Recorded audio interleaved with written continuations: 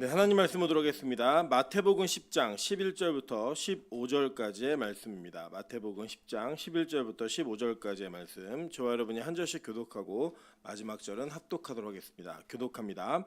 어떤 성이나 마을에 들어가든지 그 중에 합당한 자를 찾아내어 너희가 떠나기까지 거기서 머물라. 또 그 집에 들어가면서 평안하기를 빌라. 그 집이 이에 합당하면 너희 빈 평안이 거기 임할 것이요 만일 합당하지 아니하면 그 평안이 너희에게로 돌아올 것이니라. 누구든지 너희를 영접하지도 아니하고 너희 말을 듣지도 아니하거든 그 집이나 성에서 나가 너희 발에 먼지를 떨어버리라. 합독합니다. 내가 진실로 너희에게 이르노니 심판날에 소돔과 고모라 땅이 그 성보다 견디기 쉬우리라. 아멘. 네, 우리 주변에 있는 분들에게 이렇게 한번 인사하도록 하겠습니다. 오늘따라 멋있어 보이십니다. 예뻐 보이십니다. 그럼 이렇게 인사하도록 하겠습니다. 원래 멋있는 사람이 멋있는 사람 알아봅니다. 네, 그냥 우리끼리 그러고 노는 겁니다. 원래 예배를 드리는 예배자들은 세상이 이해하지 못하는 자들입니다. 그런데 우리는 그렇게 예배하면서 그 예배 자체에서 하나님께서 이해하게 하시는 그 하나님의 원리를 따라 그렇게 바라보면서 하는 겁니다. 진짜 멋있어서 멋있는 게 아니고 진짜 예뻐서 예쁜 게 아니라 하나님께서 우리에게 은혜를 주셔서 예쁘고 멋있는 겁니다. 우리 빛과 소금교회는 그 은혜가 넘쳐나는 교회가 되기를 주님의 이름으로 축원합니다. 네, 오늘은 마태복음 10장 11절부터 15절까지의 말씀을 가지고 누가 합당한 자인가라고 하는 제목으로 하나님 말씀 증거하도록 하겠습니다. 오늘 예수님께서는 이 마태복음 10장에서 12제자들을 부르시고 그들에게 권능을 주신 이후에 그 권능을 통하여 그들에게 천국 복음을 전파하게 하셨고 그 천국 복음과 함께 가야 되는 것이 무엇인지를 보여주셨습니다. 우리가 지난주에도 읽으셨다시피 병든 자를 고치고 죽은 자를 살리고 나병한 자를 깨끗하게 하고 귀신을 내어쫓는 이런 일들은 기독교 안에 있는 일입니다. 근데 그것이 그 자체로서 의미가 있는 것이 아니라 천국이 어떤 곳인지를 보여주기 위한 예고편으로서 의미가 있는 것이기 때문에 그걸 고친 사람도 자기의 능력으로 고친 것이 아니라 하나님의 은혜로 고친 것이고 그 고친 것 자체가 메시지의 중심이 되면 안 됩니다. 그걸 통하여 하나님의 나라를 보게 만들고 하나님의 나라를 꿈꾸게 만드는 게 올바른 방법이라고 성경은 이야기하는 겁니다. 그래서 우리 지금 현대 기독교 안에서도 이런 역사는 지속되어지고 반복되어지고 계속될 수 있습니다. 그런데 그 반복되어지고 지속되어지는 역사 가운데 예수 그리스도가 없고 천국이 없다면 그건 잘못된 겁니다. 여러분 꼭 기독교만 이러한 병을 고치고 귀신을 내어쫓는 일을 한다고 생각하시면 안 됩니다. 이방 종교들에게도 이런 일이 있고 심지어는 다른 종교에도 방언을 하고 이런 일도 충분히 많이 있습니다. 그것 자체가 목적이 되는 것이 아니라고 성경은 분명히 우리에게 가르쳤습니다. 그러면서 전도자의 자세가 어떤 자세여야 될 것인가 그 내용을 보면 전도자는 자기의 삶을 영위하기 위해 준비하는 사람이 아니었습니다. 동시에 그 전도자들을 대하는 사람들은 그 전도하는 일꾼들에게 마땅히 제공해야 될 것을 제공해야 되는 의무와 책임을 동시에 지어주고 있는 것들을 성경은 증거하고 있습니다. 그 이어지는 말씀 속에서 오늘 11절 말씀이 나옵니다. 이 11절 말씀에 보면은 이렇게 뭐라고 말하냐면 어떤 성이나 마을에 들어가서 일정 기간 동안에 복음을 전하기 위해 그 성에 들어가면 누굴 찾으래요? 합당한 자를 찾으라는 거예요. 여기 합당하다라는 단어가 헬라어로는 악시오스라는 단어인데 이 단어의 뜻이 뭐냐면 가치 있는 자, 자격 있는 자, 준비된 자라는 뜻이에요. 그러니까 어느 성에든지 준비된 자를 그리고 가치 있는 자를 그리고 합당한 자를 찾으라는 겁니다. 그 자격이 있는 자. 그럼 도대체 이 자격이 무엇인가 우리가 봐야 될 필요성이 있겠죠. 그러니까 이거 뭐냐면 전도자를 섬기고 대접하는 일, 그를 머무르면서 복음 전하게 하는 일들을 잘 감당하라는 거예요. 이것을 조금 더 쉽게 표현하면 복음, 즉 하나님의 메시지를 가지고 있는 사람들이 복음을 전하는 데 있어서 기거하고 숙박할 수 있는 영접하는 일들을 하라고 이야기하면서 동시에 그 복음을 전하는 자는 그런 사람들을 찾으라고 말을 했습니다. 그런 예가 성경에 어디 있는지 한번 살펴보도록 하겠습니다. 자, 창세기 18장 1절부터 5절입니다. 여호와께서 마므레에 상수리 나무들이 있는 곳에서 아브라함에게 나타나시니라. 날이 뜨거울 때 그가 장막문에 앉아 있다가 눈을 들어본즉 사람 셋이 맞은편에 서 있는지라. 그가 그들을 보자 곧 장막문에서 달려나가 영접하며 몸을 땅에 굽혀 이르되 내 주여 내가 주께 은혜를 입었사오면 원하건대 종을 떠나 지나가지 마시옵고 물을 조금 가져오게 하사 당신들의 발을 씻으시고 나무 아래에서 씻어서 내가 떡을 조금 가져오리니 당신들의 마음을 상쾌하게 하신 후에 지나가소서. 당신들이 종에게 오셨음이니이다. 그들이 이르되 내 말대로 그리하라라고 이야기했습니다. 자, 여기 보면은 지금 오늘 읽은 본문 말씀에 어느 곳이든지 합당한 자를 찾으면서 그 집에 들어갈 때 뭘 빌라 그랬죠? 평안을 빌라고 얘기했어요. 그죠? 근데 이 평안을 빌라라고 얘기했던 이 평안이라는 단어 자체가 이 에이레네라는 단어인데, 이 단어가 뭐냐면, 여러분 예를 들어 우리가 이렇게 땡큐 그러면 그게 무슨 말이죠? 우리나라 말로는 감사합니다라는 말 다 알잖아요. 그죠? 이 에이레네라는 말은 히브리어로, 그러니까 헬라어인데 히브리어로는 샬롬이라는 단어입니다. 그러니까 이 샬롬과 에이레네 같은 단어인데 들어가면서 이 샬롬을 빌어주라는 거예요. 아, 이 집에 샬롬이 있을 것이다. 그리고 이 샬롬이라는 단어가 무슨 의미이고 그 샬롬이라는 단어 속에 어떤 내용이 들어가 있는지 오늘 우리는 이 성경의 본문들을 통해 볼 겁니다. 그런데 여기 이 내용이 뭐였냐면, 잘 보세요. 지금 복음을 들고 하나님의 사명, 즉 메시지를 지니고 있는 사람들을 영접하여 맞는 자들에게 이 평안이 있을 거라는 거예요. 그리고 그것을 준비된, 그리고 그것을 가치 있게 여기는 준비된 자가, 합당한 자가 있다는 거예요. 그러니까 서로 그것을 찾아내고 자기 준비를 하라라고 이야기합니다. 그래서 오늘 저는 이 본문의 말씀을 전하는 자로서 그 사람들을 찾아내는 것보다 우리가 그것을 어떻게 합당한 자로서의 가치를 지니게 되는가를 성경의 말씀과 본문의 증거를 통해 한번 살펴볼 겁니다. 다른 방향에서 살펴보는 거죠. 이 성경의 말씀과는 그 상호작용에 있어서 분명한 것은 주고받는 것이 샬롬이었어요. 그리고 이 샬롬이라는 그 은혜가 도대체 어떤 내용이며 어떤 자들에게 이 샬롬이 임하는 것인가, 이 내용들을 한번 살펴보기 위해 오늘 이 본문을 보는 겁니다. 자, 이 본문을 보시면 우리 창세기 18장 1절부터 5절에는 이 아브라함이 낮잠을 자다가 하나님, 즉 여호와와 천사 둘을 만납니다. 세 명의 나그네를 만나요. 근데 여러분, 이 눈에 보이는, 그리고 심지어는 음식을 같이 먹고 나눴던 여호와는 누구죠? 예수 그리스도예요. 그러니까 여기 아브라함이 누굴 본 거예요? 지금 예수님을 만난 거라고요. 근데 예수님이 어떤 형태로 나타나셨냐면 나그네의 모습으로 나타나신 거예요. 이 나그네의 모습으로 나타나셨는데, 이 나타나셔서 하신 대화의 말씀이 뭐냐면, 야, 너 내년에는 아들이 생길 거야, 이 얘기를 하신 거예요. 한번 계속 읽어볼까요? 10절과 11절입니다. 그가 이르되 내년 이맘때에 내가 반드시 내게로 돌아오리니 내 아내 사라에게 아들이 있으리라 하시니 사라가 그 뒤 장막문에서 들었더라. 아브라함과 사라는 나이가 많아 늙었고 사라에게는 여성의 생리가 끊어졌는지라 라고 얘기했어요. 자, 그러니까 여기 뭐냐면, 지금 하나님이 오셔서 예수님이 야, 너 내년에는 애가 있을 거야 라고 얘기했어요. 그랬더니 아브라함은 속으로 뭐라 했냐면, 아, 난 늙었는데 무슨 애가 생기지? 그리고 사라도 뭐라고 했냐면, 내 주인도 늙었고 나는 경수가 끊어졌다, 그러니까 이 생기가 끊어져 폐경이 됐는데 내가 도대체 무슨 애를 가져? 그래서 웃었어요.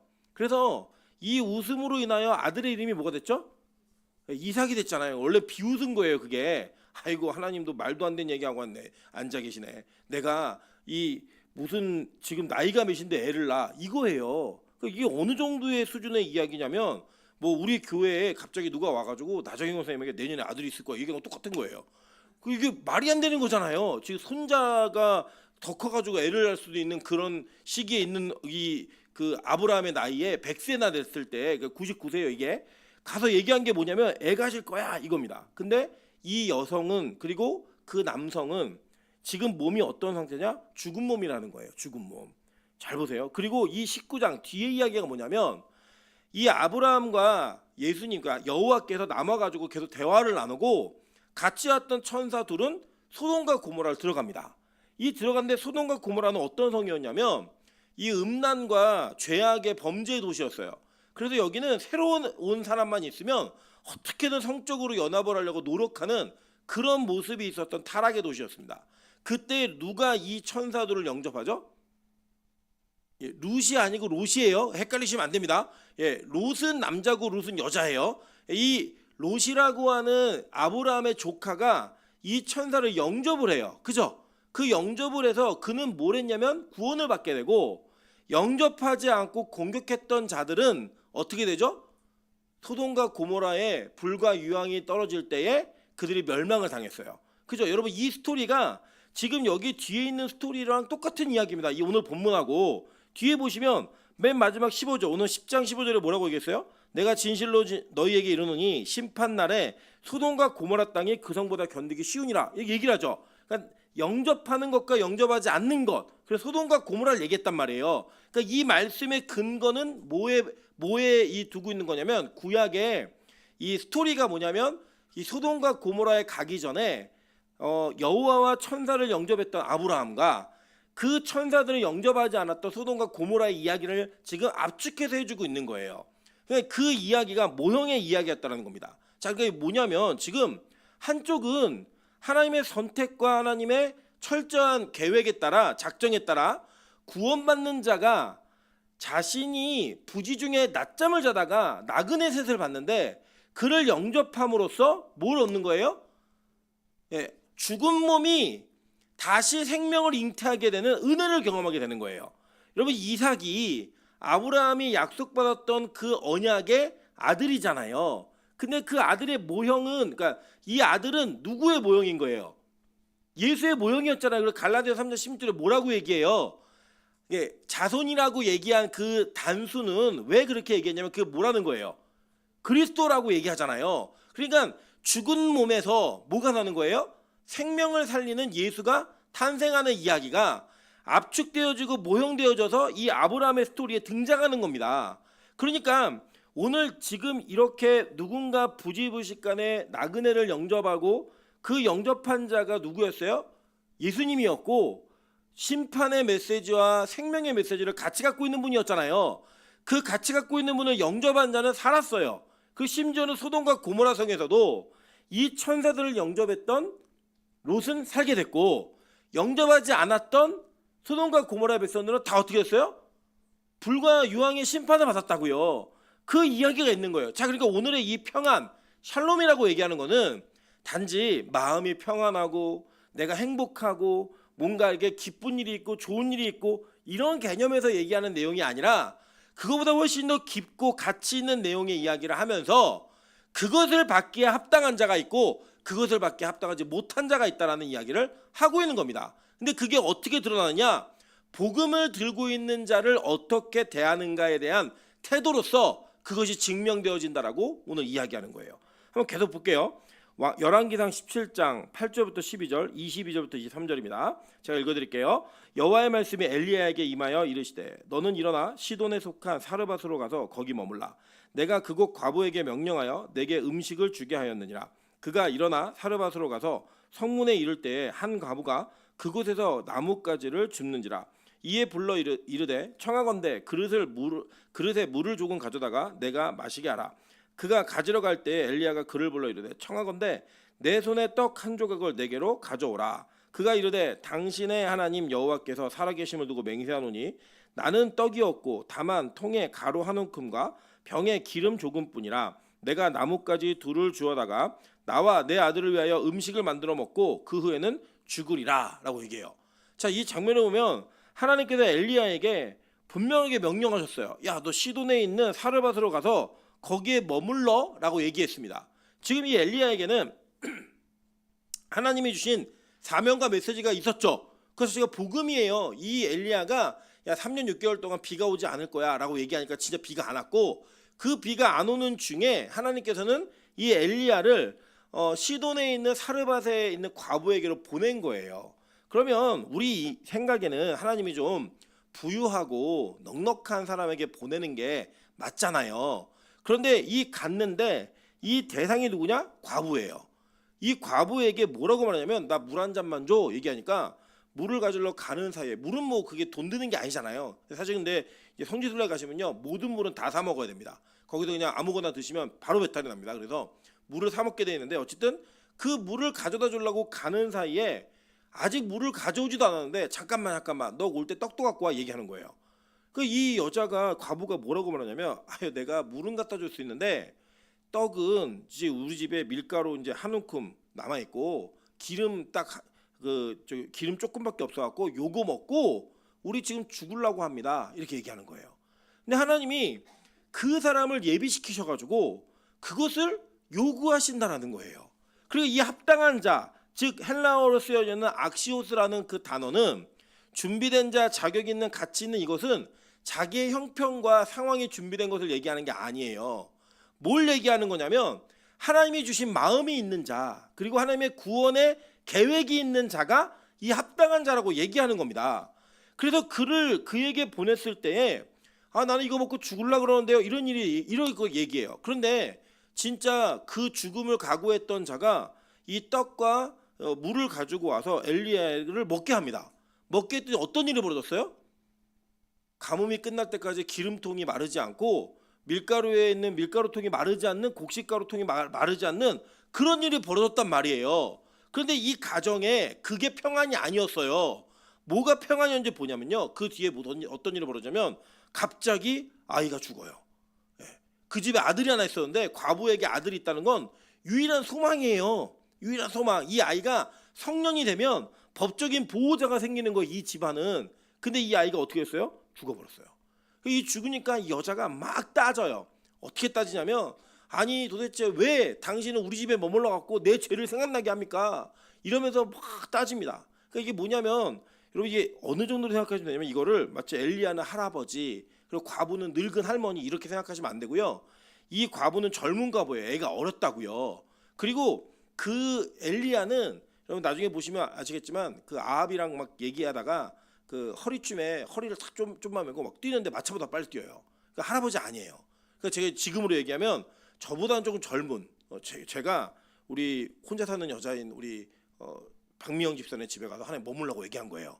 갔더니 박미영에서 아무것도 없고 냉장고에 우리 주스 하나밖에 없는데 이거 먹고 죽으려고 했는데 그거를 뺏어 먹더니 그 집 냉장고가 마르지 않는 일이 벌어졌는데, 아들은 없으니까 뭐 할까, 개가 한 마리 죽은 거 집에서.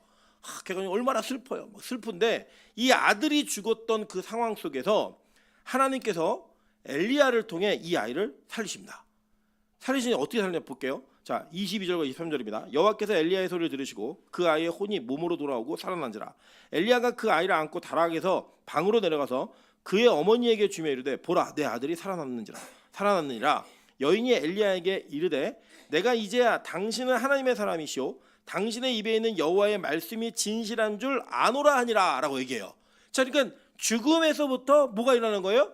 살아나는 생명의 은혜가 이 가정에 있는 것. 그래서 이 여자가 그냥 우리 먹을 거 없네, 먹을 거 생겼네, 이런 류의 평안이 아니라 내 아들이 죽었다가 살아나는 그 은혜를 경험하는 은혜가 이 가정에 있었던 거예요. 성경은 이거를 평안이라고 얘기해 주는 거예요. 지금 합당한 자가 누구였냐면, 그 믿음으로 그에게 들어간 믿음 때문에 자기의 형편은 먹고 죽을 형편인데 그걸로 하나님의 메시지와 복음을 가진 자들을 복음을 섬겼더니 어떤 일이 벌어진 거예요? 그의 가정 속에 이 죽음은 예비되어져 있는 거예요. 근데 그 예비되어져 있는 죽음 속에서 다시 살아나는 생명의 은혜를 경험하게 되더라는 겁니다. 그게 진짜 평안이라고 성경은 가르치는 겁니다. 계속 볼까요? 열왕기하 4장 8절부터 10절, 그리고 34절부터 37절, 이거 오타입니다. 고치시면 됩니다. 자, 이 이야기 한번 볼게요.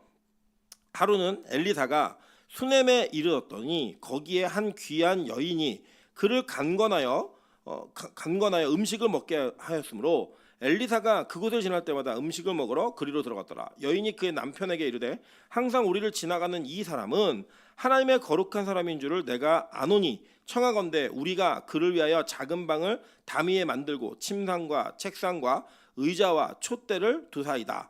그가 우리에게 이르면 거기에 머물리이다 하였더라 라고 얘기해요. 자, 오늘 성경이 말하고 있는 합당한 자의 기준에 맞는 거죠. 여기서 이 여인이 어떤 여인이냐면 귀한 여인이었다고 얘기해요. 그죠? 근데 아까 얘기했던 악시오스라는 단어가 무슨 뜻이라고요? 가치 있는, 그죠? 귀한 여인이라는 거예요. 그 귀한 여인은 형편이 좀 되는 사람이었어요. 남편도 있었고, 여보, 우리 저 엘리사 목사님이 자꾸 왔다 갔다 하면서 머무를 데가 없이 계속 이 집 저 집 다니시니까 그냥 우리가 방을 하나 만들자, 집에다가. 그래서 방을 만들어가지고 거기를 그냥 게스트하우스로 씁시다, 미션홈으로 씁시다 얘기한 거예요. 그래서 그걸 지어내고 거기에 모든 필요한 것들을 다 갖다 놓습니다. 책상, 침상, 책상, 의자, 촛대, 그 당시에 할 수 있는 건 다 해준 거예요. 그렇게 다 해주고 났더니, 자 보세요. 이 엘리사가 뭐라고 말하냐면 여인을 오게 해요. 그래 오게 해갖고, 야 너 뭐 필요해? 그러니까 이 여인이 문지방에 들어가지도 않고 문 밖에 서가지고 난 필요한 거 없어요 막 얘기해요. 근데 엘리사가 뭐라고 하냐면, 야, 나 왕이랑도 친하고 장관이랑도 친해. 원하는 것을 다 얘기해봐. 아, 나 진짜 바라는 거 없다고. 이렇게 얘기를 하고 그냥 돌아갑니다. 그랬더니 그 게하시라고 하는 사환, 그 엘리사를 수종 들던 비서가 뭐라고 말하냐면, 제가 돌아보니까 이 집에 아이가 없습니다. 아이가 좀 있었으면 좋을 것 같은데요. 그랬더니 엘리사가 이 얘기를 그대로 그냥 선포해 버려요. 그냥 야, 너 애기 가질 거야. 그래, 진짜 애기를 가졌습니다. 애기를 가졌는데 어떤 일이 벌어졌냐면, 자 보세요. 17절부터 17절부터 20절도 있네요. 이거 볼게요. 17절부터 20절. 자, 여인이 과연 잉태하여 한 해가 지나 이때쯤에 엘리사가 여인에게 말한 대로 아들을 낳았더라. 그 아이가 자라매 하루는 추수꾼들에게 나가서 그의 아버지에게 이르렀더니 그의 아버지에게 이르되 내 머리야 내 머리야 하는지라. 그의 아버지가 사원에게 말하여 그의 어머니에게로 데려가라 하매 곧 어머니에게로 데려갔더니 낮까지 어머니의 무릎에 앉아있다가 죽은지라. 갑자기 애가 머리 아파 머리 아파 집에 보내서 엄마가 안고 있다가 그 애가 죽은 거예요. 그냥 그 죽은 이후에 이 여인이 남편에게 말 안 합니다. 그럼 야, 저기 차 대기시켜. 그랬더니 막 그 집에 나귀를 한 마리 대기시켜요. 그리고 그 차를 타고 가요. 막 가는데 저 멀리서 엘리사가 보고 있으니까 그 여자가 막 오는 거예요. 그래서 야, 게하시 가봐라. 그때 가니까 이 게하시가 갔더니 나 평안하다고, 아무 일 없다고. 그러면 지나가요. 그래서 엘리사를 만나자마자 엎드려 갖고 애가 죽었습니다. 책임지십시오. 얘기하는 거예요. 그랬더니 이제 어떤 일이 벌어지냐면, 엘리사가 게하시를 보내는데 게하시가 가는 것도 불구하고 아이 나는 당신 같이 안 가면 안 된다고 계속 있어요. 그래갖고 이제 어떻게 하냐, 엘리사가 직접 가요. 직접 가서 무슨 일이 벌어지냐, 34절부터 37절입니다. 아이 위에 올라 엎드려 자기 입을 그의 입에 자기 눈을 그의 눈에 자기 손을 그의 손에 대고 그의 몸에 엎드리니 아이의 살이 차차 따뜻하더라. 엘리사가 내려서 집안에서 한 번 이리저리 다니고 다시 아이 위에 올라 엎드리니 아이가 7번 재채기하고 눈을 뜨는지라. 엘리사가 게하시를 불러 저 수넴 여인을 불러오라 하니 곧 부름에 여인이 들어가니 엘리사가 이르되 내 아들을 데리고 가라 하니라. 여인이 들어가서 엘리사의 발 앞에서 땅에 엎드려 절하고 아들을 안고 나아가니라. 그러니까 이 가정에도 어떤 일이 벌어졌어요? 복음을 섬겼더니 이 가정에 있었던 죽음이 생명으로 바뀌어지는 일이 벌어졌죠. 그러니까 이게 지금 마태복음 10장에서 얘기하고 있는 제자들을 통해서 나아가는 복음이 어떤 평안을 주는가를 얘기하는 내용들인 거예요. 이게 너무나 중요한 내용입니다.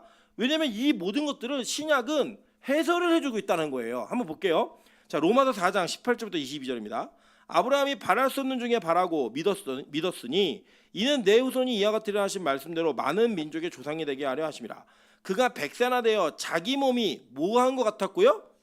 죽은 것 같고 사라의 태가 죽은 것 같음을 알고도 믿음이 약하여지지 아니하고 믿음이 없어 하나님의 약속을 의심하지 않고 믿음으로 견고하여져서 하나님께 영광을 돌리며 약속하신 그것을 또한 능히 이루실 줄을 확신하였으니 그러므로 그것이 그에게 뭐로 여겨졌대요?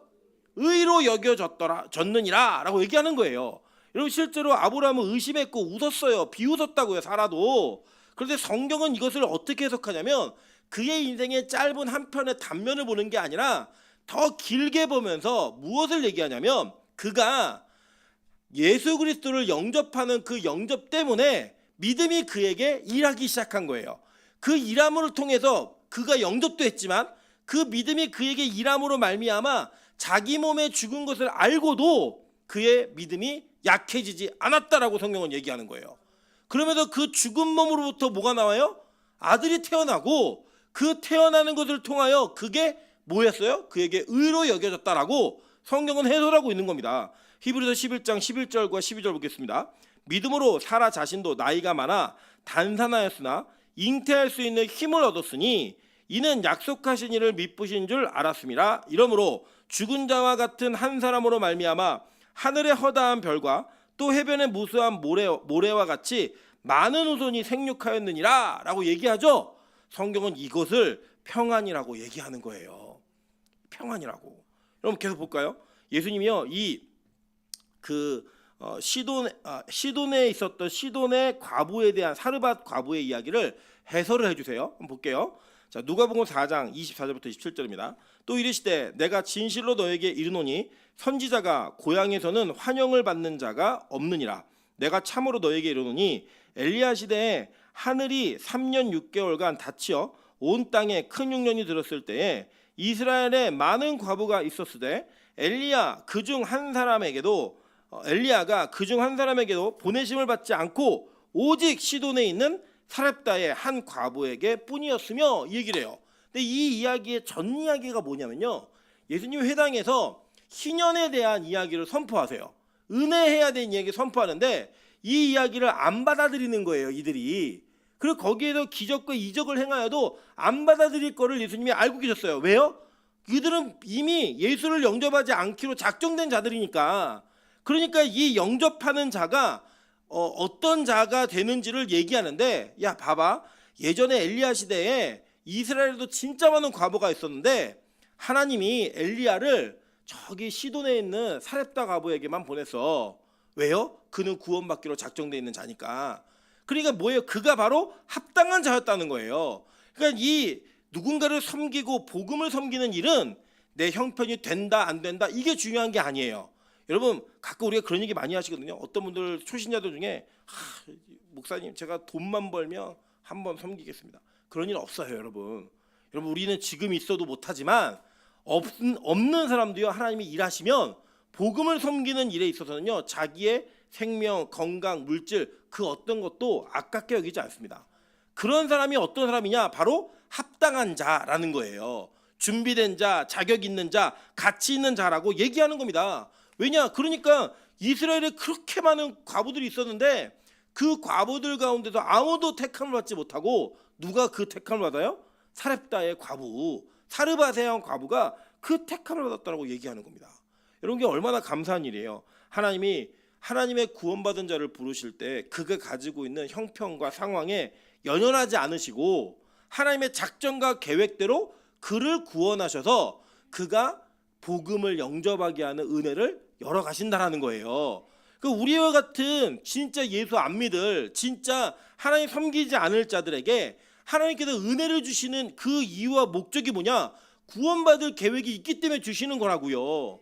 여러분 그래서요, 잘 보세요. 자기 형편이 뭐 허락이 되면 뭘 하고 안 하고, 자기 시간이 허락이 되면 뭘 하고 안 하고, 이거 다 거짓말입니다. 그냥 하나님의 구원의 계획이 없으면, 합당한 자가 아니면 그 합당함을 받지 못한다라는 거예요. 그래서 성경은 뭐라고 얘기냐면 제자들에게도 너네 천국 복음 들고 이 복음을 들을 만한 합당한 자들을 찾아라고 얘기했어요. 동시에 우리는 그 복음을 들고 복음을 전하고 복음의 사역이 진행되는 동안에 내가 그것을 영접할 수 있는 합당함이 나에게 있는지를 그 상황과 사건을 통해 확인하는 거예요. 나는 못할 것 같은데 하게 하시는 하나님, 나는 안 할 것 같은데 그것을 이루게 하시는 하나님, 그 하나님의 능력을 경험하게 된다는 거예요. 여러분 가끔 그럴 때 있지 않으십니까? 가끔 헌금해놓고 내가 이렇게 많이 했지 후회될 때 있지 않으세요? 여러분 빛가서 공교회 등록해놓고 후회될 때 있지 않으세요? 내가 여기 왜 왔지? 내가 이 교회 왜 안 떠났지? 이런 마음이 들 때가 있단 말이에요. 그게 뭐예요? 합당한 자이기 때문에 그런 일이 벌어진다는 거예요. 하나님 우리에게 그 마음을 주셔서. 계속 볼까요? 자, 그 후에 예수께서 누가복음 7장 11절부터 17절입니다. 그 후에 예수께서 나인이나 성으로 가실새 제자와 많은 무리가 동행하더니 성문에 가까이 이르실 때에 사람들이 한 죽은 자를 메고 나오니 이는 한 어머니의 독자여 그의 어머니는 과부라. 그 성에 많은 사람도 그와 함께 나오거늘 주께서 과부를 보시고 불쌍히 여기사 울지 말라 하시고 가까이 가서 그 관에 손을 대시니 맨 자들이 서는지라. 예수께서 이르시되 청년아 내가 내게 말하노니 일어나라 하시매 죽었던 자가 일어나 앉고 말도 하거늘 예수께서 그의 어머니에게 주시니 모든 사람이 두려워하며 하나님께 영광을 돌려 이르되 큰 선지자가 우리 가운데 일어나셨다 하고 또 하나님께서 자기 백성을 돌보셨다 하더라. 예수께 대한 이 소문이 온 유대와 사방에 두루 퍼지니라 라고 얘기해요. 자, 근데 재밌는 게 뭐냐면 여러분 아까 우리가 보았던 그 가정이 하나 있었죠. 그 수넴이라는 지역, 그 수넴이라는 지역과 이 나인성이라는 지역이 아주 가까운 동네예요. 예, 그 지도에 보시면 제가 이제 잘 안 보이시지만 지도에 보시면 그 왼쪽에 있는 그 지도에 있는 내용과 오른쪽에 있는 지도의 내용 보시면 여기가 바로 나인과 수넴을 표시한 지역입니다. 보이세요? 예, 대충 보이시죠? 예, 대충 보이는데 그 지역이 비슷하죠? 예, 겹쳐 있는 지역이에요. 근데 이게 왜 비슷한 이야기냐면, 자 물론 이 수넴 여인은 과부는 아니었어요. 그런데 그의 아들이 죽었는데 그 아들이 살아나는 일이 있었죠. 근데 이 과부의 아들이 살아나는 일이 예수님 시대에 벌어져요. 그래서 이 수냄 여인이 살아난 사건, 수냄 여인의 아이가 살아난 사건을 누가 얘기하냐면 게하시가 왕한테 막 설명하는 일이 벌어집니다. 그래서 그 소문이 나는 거예요, 나라적으로. 그래서 지금 이 사건으로 인해 예수께 대한 이 소문이 온 유대와 사방에 두루 퍼지니라라고 얘기하죠. 그러니까 이 사건이 구약에 있었던 사건과 신약에 있었던 사건이 매칭이 되는 거예요. 그러면서 진짜 평안이 뭐냐? 평안은 죽음에서부터 영혼의 생명을 얻어내는 그 은혜가 나타나는 게 평안이라는 거예요. 여러분, 죽은 자가 살아났고 이들은 다시 죽었어요. 다시 죽었단 말이에요. 그래서 이들의 죽음을 다시 살아남을 우리는 부활이라고 얘기하진 않아요. 근데 이 부활에 대한 예고를 하나님께서는 미리 보여주신 거예요. 누구를 통해서? 예수를 통해서. 예수의 복음을 들고 그를 영접하는 자들을 통해 죽은 자와 같은 몸이 산 몸으로 죽을 자들이 생명을 얻는, 그리고 죽은 자들이 살아나는 그 은혜를 계속 보이시면서 이게 뭐다? 평안이라는 거예요. 이게 바로 샬롬이라는 거예요. 이게 에이레네라는 거예요. 그래서 여러분, 모든 그리스도인에게는요 뭐가 있어야 되냐면요, 우리가 예수를 만남으로 말미암아 우리의 생명이 다시 태어나고 다시 살아나는 일들이 벌어져야 되는 거예요. 여러분, 그래서 성경이 누가복음 19장 5절부터 6절에 이렇게 얘기합니다. 예수께서 그곳에 이르사 쳐다보시고 이르되 삭개오야 속히 내려오라, 내가 오늘 내 집에 유하여야겠다 하시니 급히 내려와 즐거워하며 뭐 했어요? 영접하거늘. 그죠? 여러분, 삭개오를 예수님이 보셨다고요. 그가 이미 구원받기로 작정된 자였어요. 자카이오, 순수한 깨끗한, 이런 얘기잖아요. 그 단어가 그의 이름처럼 하나님께서 계획해 놓았던 그 계획 속에서 그 세리장에게 얘기하는 거예요. 야, 오늘 내가 너희 집에 유하여야겠다. 이거 뭐예요? 합당한 자를 찾으라라고 했던 예수님의 모습이죠. 그를 찾아서 그가 구원받을 것을 계획하셨다는 거예요. 보세요.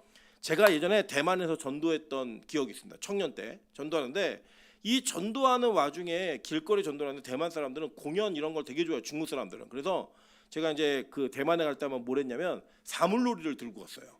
사물놀이 들고 왔고 몇 명 앉혀놓고 제가 막 저도 잘 못하지만 못하는 애들, 하나도 못 배우는 애들 다 가르쳐가지고 갔고요. 막 공원에 두들겨 있잖아요. 그러면 사람이요 벌떼처럼 몰려듭니다. 막 몰려들면 있어요. 그럼 이제 뭐라고 했냐면 7시에 교회에서 집회가 있다. 거기 와라. 예, 지회 이렇게 막 계속 얘기해요. 집회 있다고 막 얘기하면 지디엔 판 이렇게 얘기하면 와요. 또 이 사람들이 더 웃긴 건 뭐냐면 길에 지나가는 사람을 붙잡고 지금 여기 공연한다고 들어갑니다. 우리나라에서 없는 일이에요. 그 일을 하고 있는데 저쪽에서 누군가 남자가 걸어오는데 남자가 머리가 길어요. 그리고 얼굴에 상처가 있어요. 손이 없어요. 손가락이. 근데 이분이 지나오는데 등치도 저보다 훨씬 큰 분이어서 키도 크고 등치도 크고 제가 전도를 못 하겠는 거예요. 이 사람은 안 믿을 사람이야.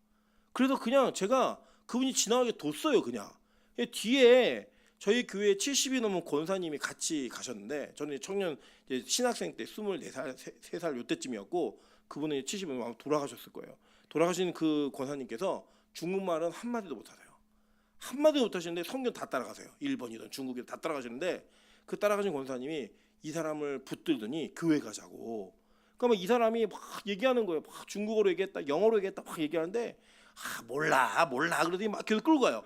놀라운 일은요, 이 사람이 집회 때 앉아 있는 거예요. 그래서 그 사람이 회심을 했어요. 예수를 믿었다고요. 여러분, 우리가 이 시대에 삭개오는 구원 못 받을 자예요. 모든 사람들이 볼 때 야, 저 인간은 구원 못 받는 인간이야.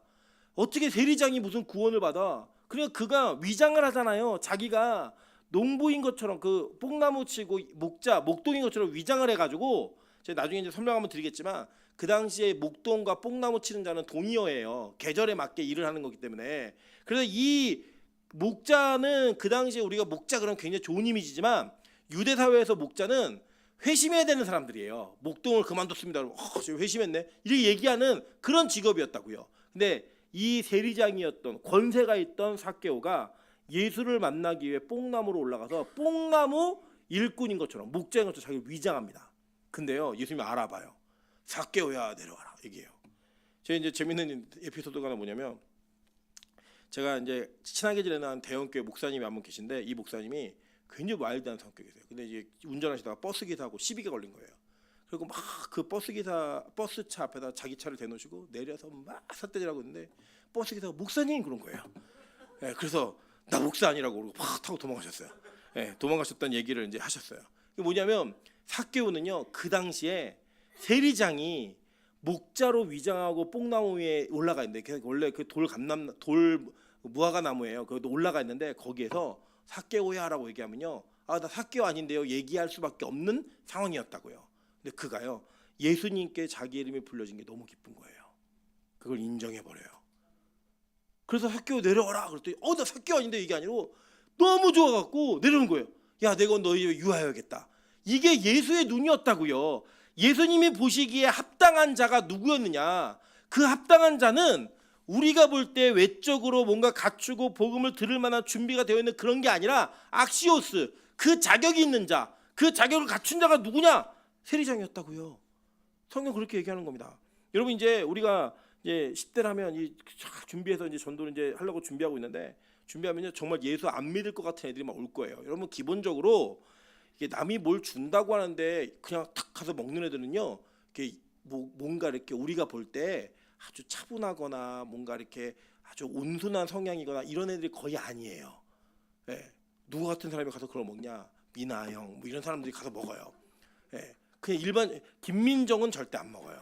김민정은 뭐 공짜로 준다 그래도 자기 교회 다닐 마음이 전혀 없으면 절대 안 가는 사람. 근데 뭐 미나 형, 임철 이런데 뭐 공짜로 준다고 다 가요. 그냥 가는 사람들이에요. 이런 애들이 올 거예요. 우리가 볼 때요, 불편해요.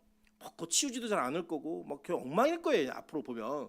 근데 여러분 거기에 누가 있어요? 악시오스, 합당한 자가 있다는 거예요. 그게 은혜인 거예요. 그게 여러분 우리가 그렇게 구원받은 존재라고요. 그게 바로 샬롬인 겁니다. 그래서 그들이 죽을 자들인데 다시 살아난 자가 되는 거예요. 그 예수님께서요 제자들에게 샬롬을 선포하시는 게 연속으로 선포하시는데 언제 선포하시나 한번 볼게요. 요한복음 20장 19절부터 21절 그리고 26절입니다. 이날 곧 안식 후 첫날. 그리고 이게 무슨 날이에요?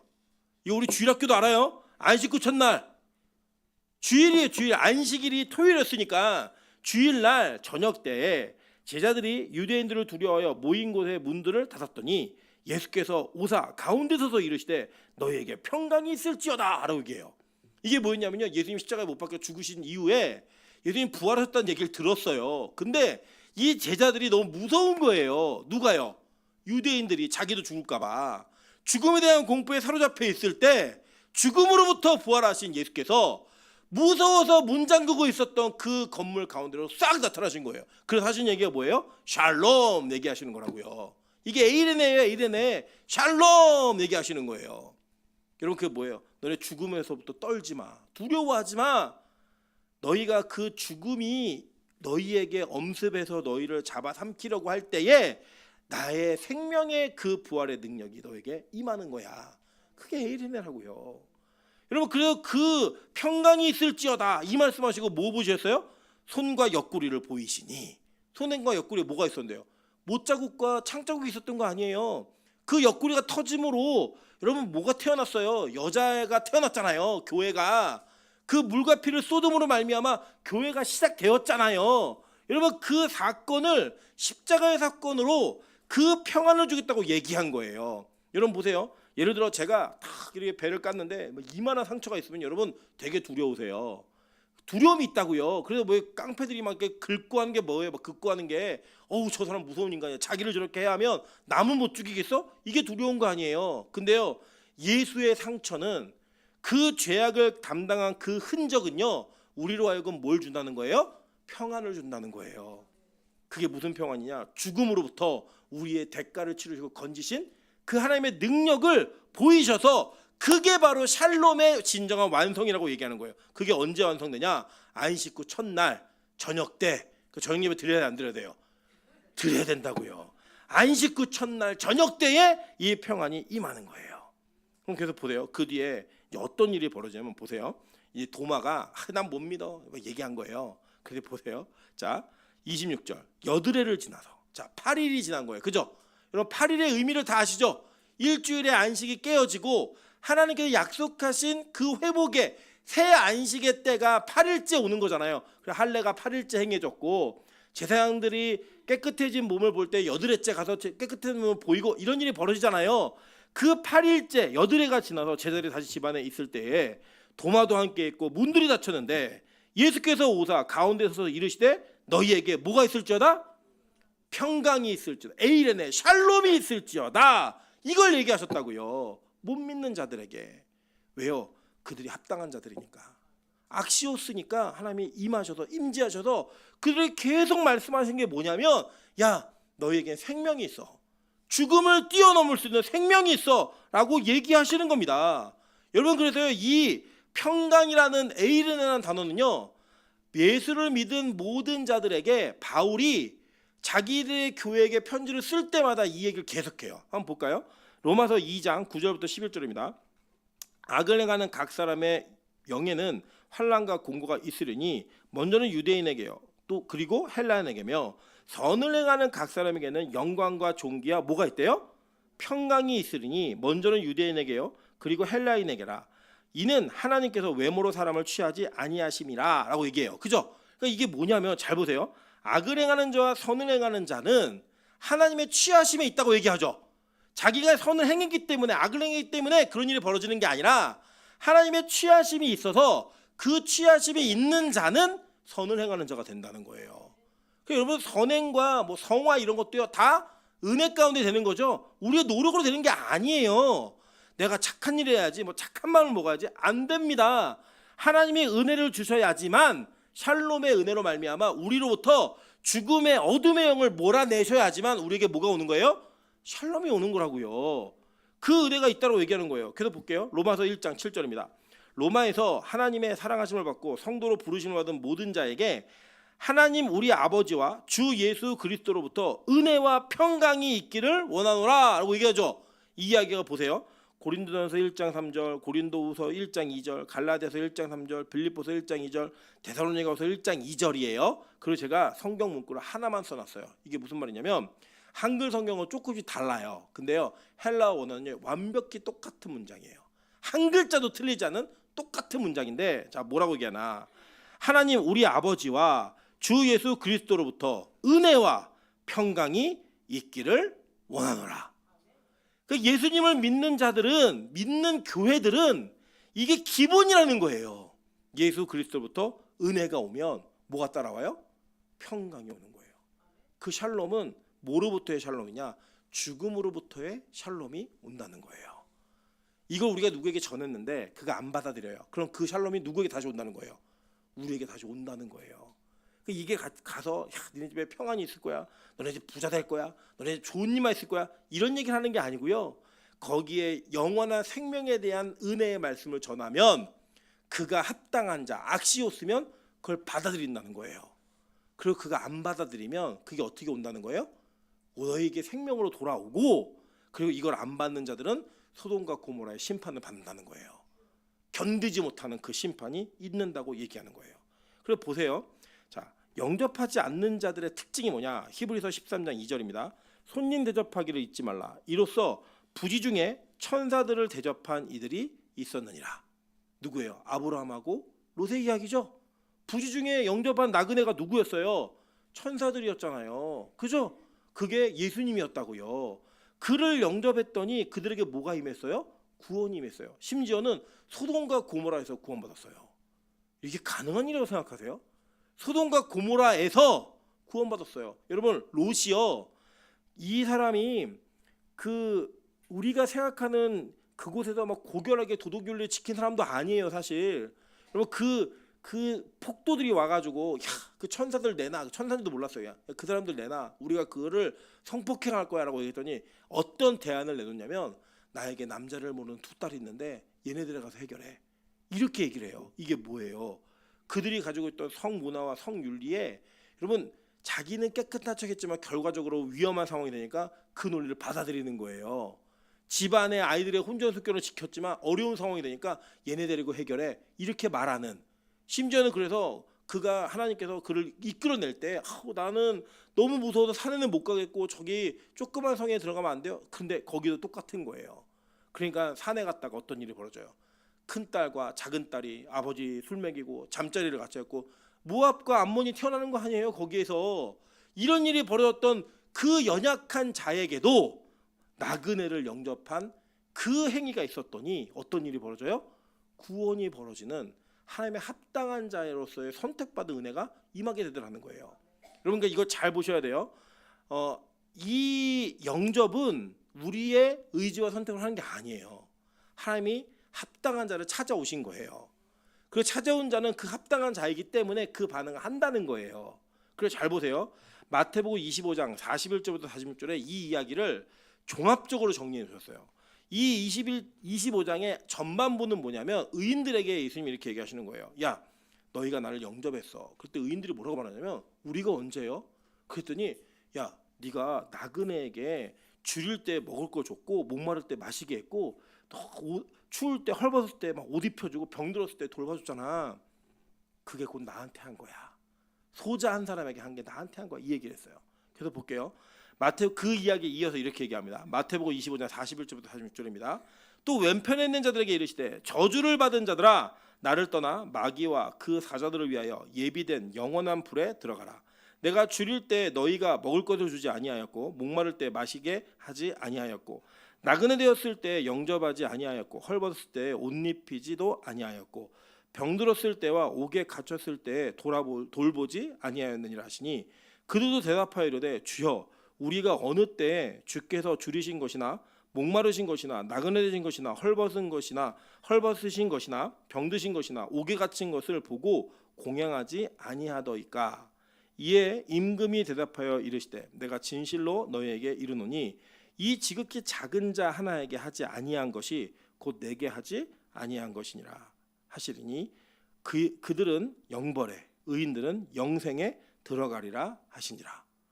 이렇게 되게 무섭지 않으십니까? 그래서 여러분에게 주변을 섬기는 그 섬김이 없는 인색함이 있다면 여러분 되게 큰 충격을 받으셔야 돼요. 이게 내가 누구를 섬겼더니 나에게 영생이 있고 안성이니까 나에게 형벌이 있다 이게 아니에요.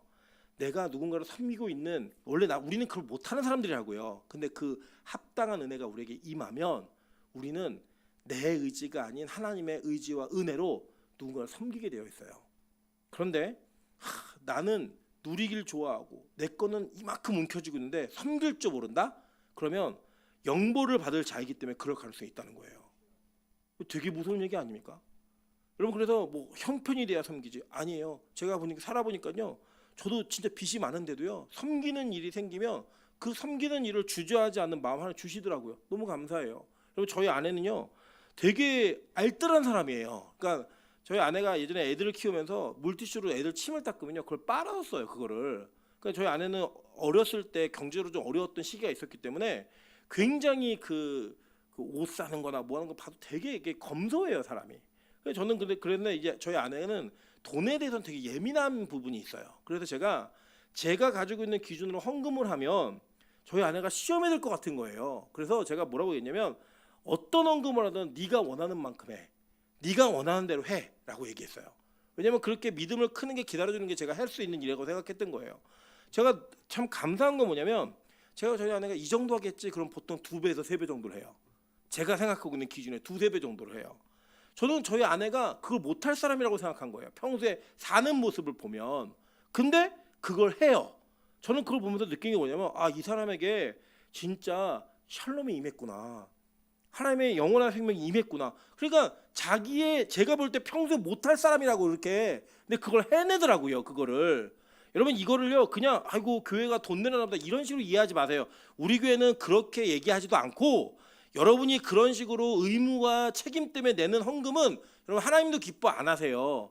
우리가 자발적으로 우리가 하나님의 주신 원래 할 수 없는 인간들인데 이만 능력 때문에 그 샬롬으로 말미암아 나에게 그 합당함이 임해서 내가 섬기는 일을 하게 되더라는 거예요.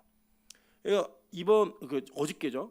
지난 주간에 저희 어머니가 그 원장님이 필리핀에 다녀오셨는데 원장님이 필리핀에 이렇게 막 다녀오시면서도 저희 어머니가 물질관이 되게 깨끗하신 분이라 선교사가 돈 갖고 장난치면 바로 끊어버려요. 다시는 만나지 않아요. 근데 지금 그래도 저희가 하늘문에 교제하고 있는 선교사님들은 다 이렇게 물질적으로 깨끗한 분들이에요. 바라지 않고 그것 때문에 뭐 연연해하지 않고 달라고 하지도 않는 그런 분들이에요. 근데 이번에 가서 한 선교사님을 또 만났는데 이 선교사님이 어떤 분이냐면 그 교회 이름이 숨겨진 보물 태권도 교회예요. 숨겨진 보물 태권도 교회. 이 영어로 제가 번역해 드린 거예요, 한글로. 근데 이 선교사님은 평신도로 필리핀에 가갖고 거기서 태권도를 가르쳤는데, 태권도를 어떻게 가르쳤냐면 그냥 풀밭에다가 장판 깔아놓고 돈 없는 아이들, 어려운 아이들에게 무료로 태권도를 가르치기 시작했어요.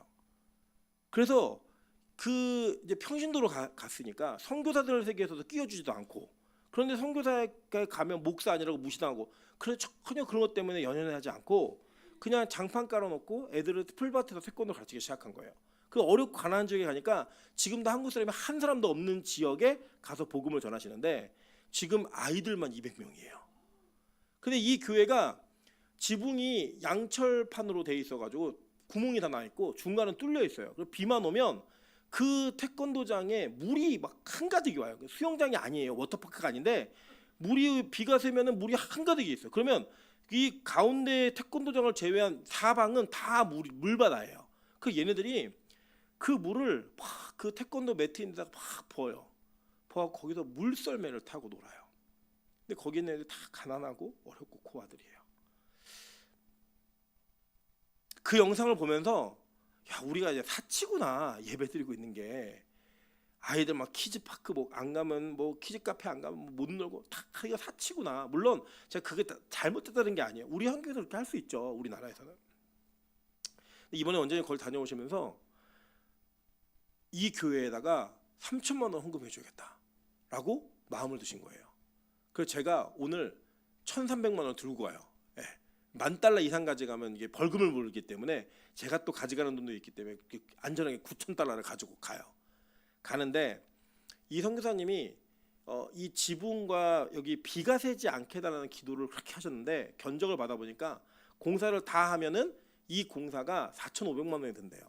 근데 평신도로 갔으니까 후원교회도 없고 아무것도 없는데 누가 1,500만 원 헌금해 줘가지고 일단 지붕만 막고 있었는데 원장님 가셔가지고 3천만 원 헌금해 줄게 이러니까 심장이 멎는 줄 알았대요. 네. 그 돈을 제가 귀한 돈을 들고 가는 거예요. 가면서 제가 이번에 가서 이렇게 선교사님과 좀 교제를 하고 올 거예요. 교제를 하면서 저도 꿈이 있어요. 야, 우리 교회도 이거 동참했으면 좋겠다. 작은 액수라도. 우리 성도들이 누가 합당한 자인가라는 그 이야기를 들을 때, 질문을 던졌을 때 우리가 합당한 자라는 얘기를 좀 들었으면 좋겠어요. 있어서 아니고 없어서 아니고 그런 게 아니라 그냥 합당한 자니까 복음을 섬기는 일에 누군가 합당한 자가 어딨지? 라고 할 때 빛과 소금 교회가 좀 발견됐으면 좋겠고, 어느 교회가 합당한 교회지? 어느 성도가 합당한 성도지? 그 합당함에 우리가 발견됐으면 좋겠다는 거예요.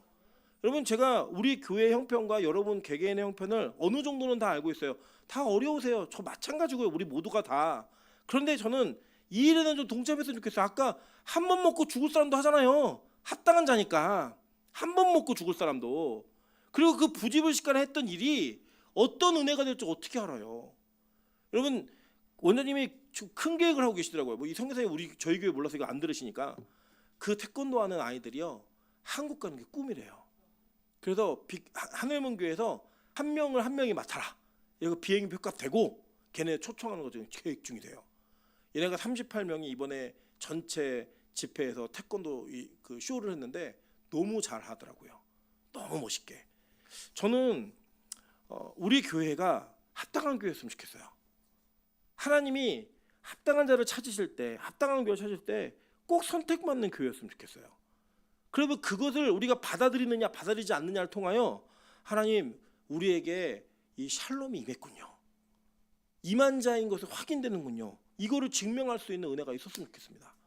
어떤 액수가 되더라도요. 뭐 큰 액수 우리는 못하죠. 그러나 하나님이 주시는 은혜 속에서 이 은혜를 흘려보내는 그 교회의 사명을 감당함으로 말미암아 나중에 주님이 우리 심판하실 때, 야, 오른쪽 하면 거기 탁 서 있는 그런 은혜가 우리에게 있기를 소망합니다.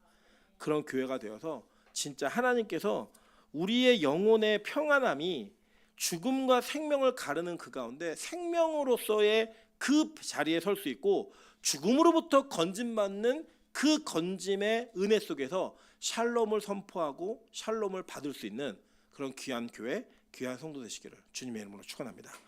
우리 같이 한번 찬양으로 기도하며 나아가도록 하겠습니다. 우리 내 아버지 그